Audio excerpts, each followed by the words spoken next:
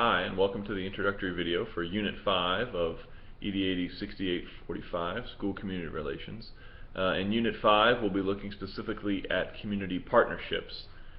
This really sort of wraps up our 3-week unit here on looking at schools and the diverse communities they serve somewhat abstractly, and thinking about how those apply to our own school. Last week we looked at schools and parents as one of the primary stakeholders of our schools. And this week we're zooming out a little bit to look specifically at community partnerships.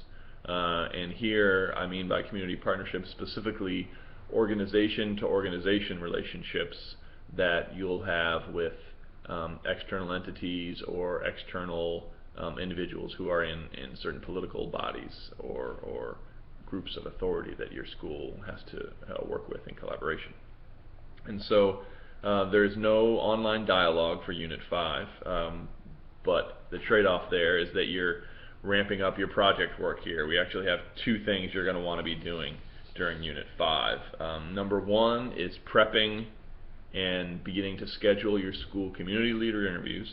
The second is to complete your community resource map. And those have different deadlines and different emphases, so I sort of want to deal with those separately.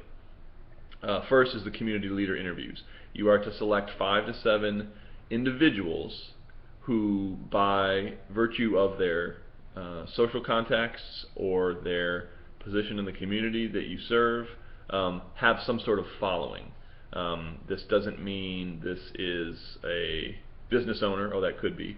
It could be somebody who's lived in the neighborhood a long time and just happens to know everybody. It could be somebody who comes from a big family. I recommend business owners in the very close proximity to the school who interact with your students. I recommend clergy, elected officials who serve in areas close enough to your school where they would know about your school and your strengths and challenges. I don't encourage people to use people who have a formal relationship with a school, as in a board relationship governing your district or your school. I think they're within the educational realm, and so I don't define them quite the same way as a community partner as I would clergy, business, social services, elected officials, and that sort of thing. I'd emphasize those non-school people more. There's a couple reasons I'm having you schedule these interviews. Number 1, it gives you a sense of the varied perspectives folks are going to have on your school. As educators, most of our talk about a school deals with parents who are intimately connected and staff who are intimately connected with the school. And so this allows you to get a broader sense of how your school is perceived in the external community, which ultimately, if you're going to be responsible for improving that school, you need to have a good sense of the political pulse of your community and be able to read that to make the correct moves when you're representing the school out in the community. Number 2, I just want you to have face time with these people. These people have a following for a reason. They're opinion influencers in your community, and I want them to know who you are. And so this is your time to call them up, send them an email, get in touch with them, and spend 20 or 30 minutes with them. The interviews can be done by telephone. Some of these are going to be busy people who may not have time to have you at their office or meet you at school. I like, particularly when you're meeting somebody for the first time, I think the interviews go a lot better if they're in person, so I would encourage everybody to schedule them in person first and only use phone as a backup. I don't want anybody to use electronic emailed interviews for this. I feel like that you get scripted answers through that way and a little bit less honesty, and you're not getting any face time with them at all, obviously.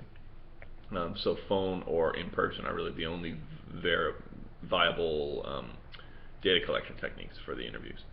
I want you to begin thinking about that this week. It's not going to be submitted until the end of the semester when you submit your final plan.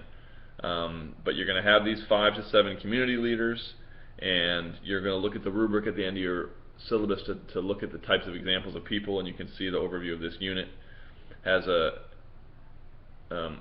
sampling of the types of people that might be there. When you turn this in, you're going to, at the end of the semester, you're going to submit a list of interview questions. That's probably just a page.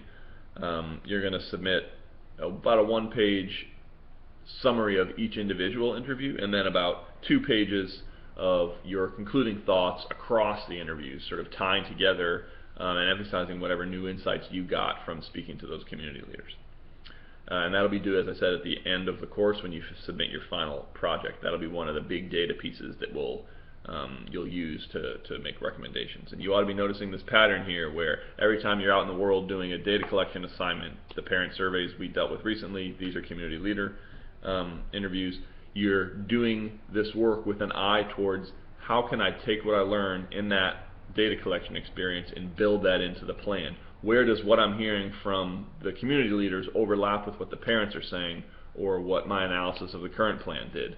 And so the things that should make it into your final plan are the things that you're seeing pop up in more than one place. Those are the things where you're making a pretty reasonable bet on this is something that A is needed and B is going to be successful because people are calling for it. So as you move through all these data collection pieces moving forward and towards the end of the course, pay particular attention to the conclusion of each of those, where you're sort of connecting back to prior data you've collected from this course and refining what your final recommendations are going to be. If you do a good job doing that, your final plan is half written before you actually have to sit down and even do it.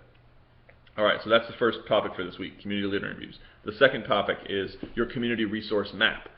This is going to look very similar to your current plan analysis, where I give you a worksheet. It's located in Moodle and you can see it there. And you're going to be establishing a number of partnerships. The difference between the current plan analysis and the community resource map is that you're going to use both current real partnerships and potential partnerships. So you're going to include some things here that don't exactly exist yet, but you think have a good chance to benefit the school. For both real and potential partnerships, you're going to categorize them according to three typologies. That should sound familiar. This is the same process you use. The typologies are different here a little bit. One is from my article on low-risk feedback and from 2010, and that looks at community relationships on a three-part typology sort of arranged according to their intensity. I conducted this study that informed this article right after Katrina, and so it should come as no surprise that a lot of the principals I spoke with had a lot of charitable relationships. They were replacing library books and furniture and everything in the school. So charitable relationships where an external entity is giving the school something is the first level. In my typology, the second level is technical support relationships, and those are relationships where there's educational expertise that the school needs, but it doesn't have itself. It needs to borrow from the outside. So perhaps someone coming in and doing special ed evals, someone coming in and supporting your teachers in their literacy practices or behavior management. So a lot of times these are contractual relationships where the school will bring in somebody who has expertise in something that they want to get better at. That's sort of the essence of a technical support relationship. But important there is that the school is paying for this fee, and at any point if they need to cancel that contract or they're not happy with the relationship, they can just cancel that. The money stops flowing and the relationship ends. That makes it somewhat different than the third level, which are feedback relationships, which are relationships with external entities that definitely need to have some educational capacity. But they entered into it on somewhat more of a equal footing in terms of power. The two groups have come together and committed to critiquing each other's performance. They have made a more long-term commitment that's going to extend beyond any single contract. And they need to trust that each other has some understanding of what the organization does and is willing to do and able to do, so that they can persist that relationship over time. I argue that not enough schools have these higher level feedback relationships, and we probably shouldn't have very many because they're very resource intensive and they take a lot to maintain.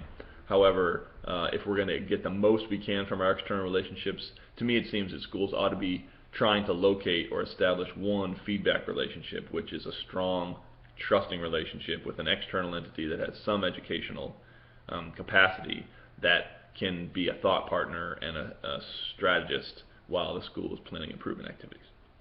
The other typologies you're going to analyze your community relationships with are the Mavis and Sanders partnership purposes that we already used for our current plan analysis, and also the types of relationships from Mavis Sanders. So you're going to look in there, and there's 2 columns that have Sanders' name attached to them, and you'll complete that for each one. And by the end of this unit, you're going to submit just a summary of those relationships. No narrative, just the table. And I'll have that, and then that ought to play into your final analysis as it lines up with other data points that you're collecting.